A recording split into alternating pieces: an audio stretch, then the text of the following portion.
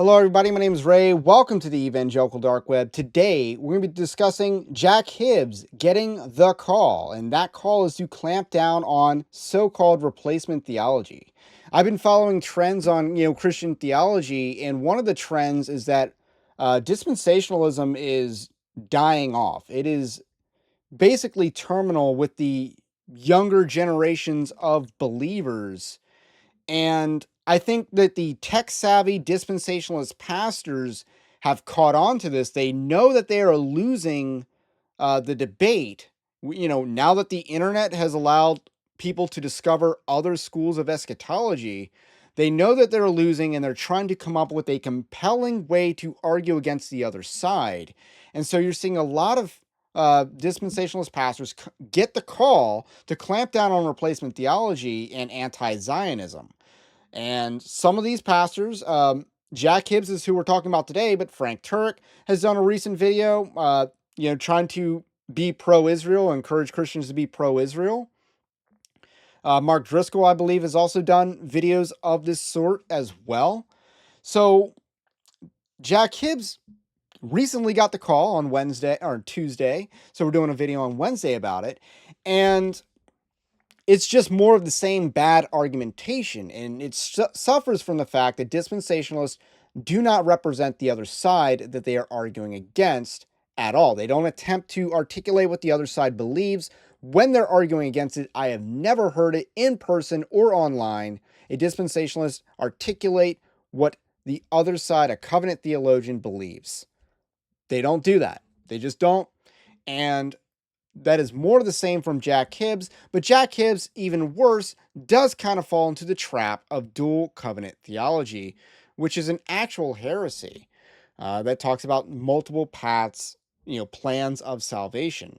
And that is touched on in his video where he put out arguing against replacement theology because it leaves no other alternative if you're going to interpret the Bible in its most logical, simple reading. So we're going to dive into this, but first I want you to know Evangelical Dark Web is a Christian news gathering and commentary ministry. You can support our work at our Patreon-like system, linked in the description below. We also have a free newsletter, but the least you can do is like this video, subscribe to the channel, to the podcast if you are new. This is a 2.5-minute video by Jack Hibbs, and let's dive in.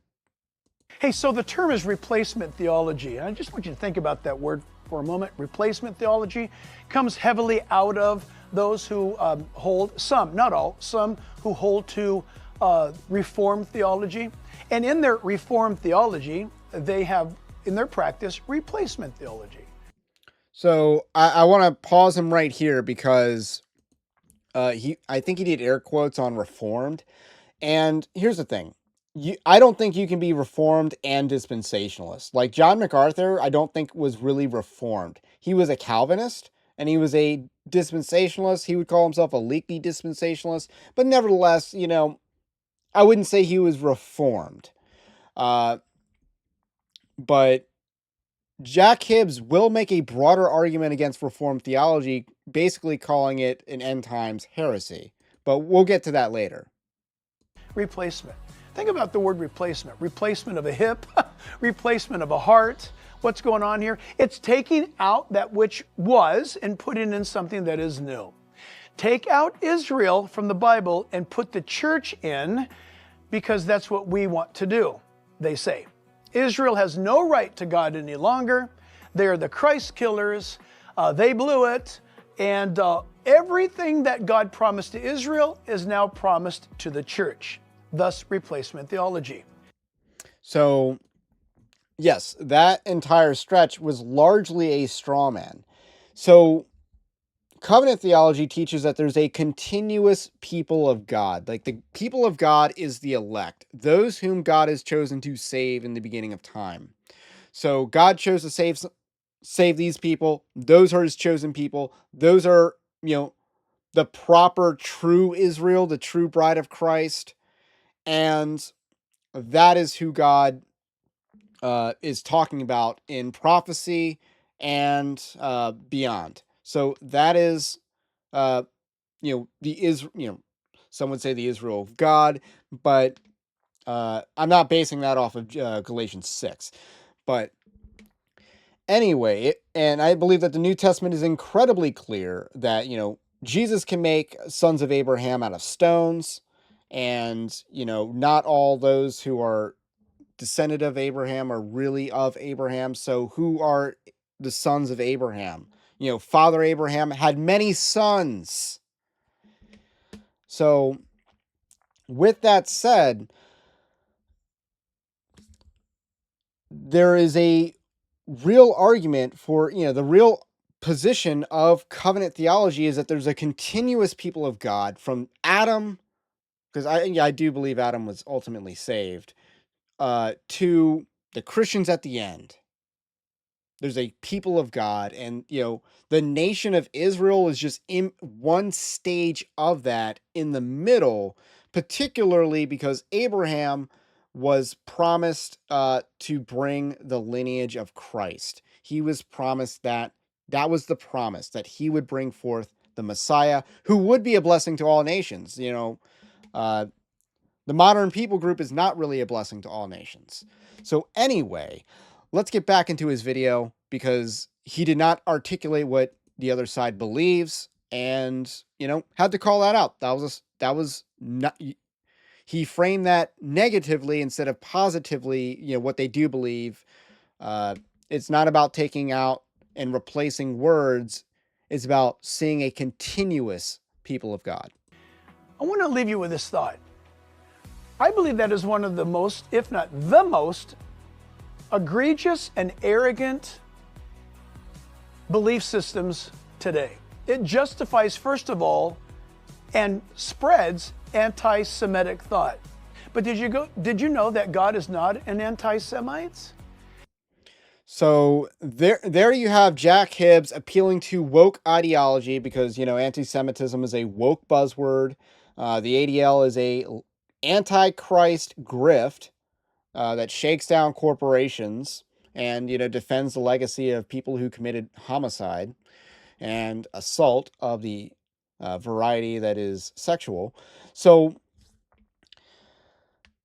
he also called it arrogant, the other side arrogant. Now, what's more arrogant? Believing what Christians have believed since the beginning, or believing that everyone before Darby came along got it wrong and we know better than all who came before?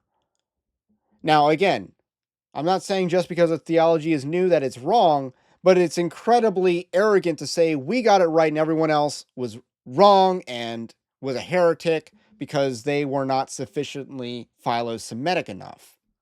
That is really arrogant. John Hagee is actually a really arrogant person. And again, they don't represent the other side accurately or even fairly. Like, it's not even a fair representation. Like, they're not attempting to argue in good faith here. It also violates the Bible. God says that his covenant with the nation of Israel and the children of Abraham, that is both by belief and by genetics and by government. God says, I will never, never abandon the covenant I've made with them. It is eternal. As long as there's stars and sun and moon in the sky, so long will my covenant be with Israel forever. So why replacement theology? Because it's a bad doctrine. It is evil from the get-go. It violates the authority of Scripture, and frankly, it understands nothing about Bible prophecy, because wherever Israel appears, they put the church in there, and that corrupts the entire narrative of eschatology, and it is certainly holding suspect soteriology, the doctrine of salvation. So let's pause there, because we're going to go to the verse that he referenced here, which is in Jeremiah 31, which I think Jeremiah 31 is a touchdown against dispensationalism. It's literally talking about Jesus and the new covenant that he establishes. So if you believe that the new covenant that is talked about in Jeremiah 31:31, when I will make a new covenant with the house of Israel and with the house of Judah. So, behold, the days are coming. This new covenant is coming, is what God is telling the people here. that new covenant's about Jesus. If you do not believe that verse 31 is about Jesus, you believe in a second new covenant, and that is a that's a second new covenant. That's a dual covenant. That's not necessarily dual covenant in what how the term is most commonly used, but that is literally a dual covenant at works, that you believe that that is not talking about Jesus and his new covenant, which was made in the house of Israel and the house of Judah. Where did Jesus establish the new covenant? In the house of Israel, definitely true. In the house of Judah, definitely specifically true, because Jerusalem and stuff like that. So this is very clearly talking about the new covenant with Christians, not Jews, because it talks about them being God's people. It talks about the law being within them and in their hearts, and a loyalty, a mutual affection and loyalty. That's talking about Christians. That's definitely more talking about the church, but broadly speaking, that's talking about everyone who's believed and is saved past, before Christ, during Christ, and after Christ. That applies to them. The law's written on their heart.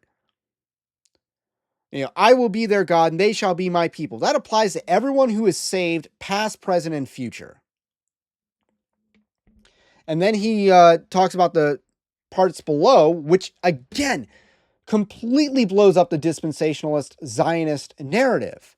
Thus says the Lord, who gives the sun for light by day, and the fixed order of the moon and the stars for light by night, who stirs up the sea so that its waves roar. The Lord of hosts is his name.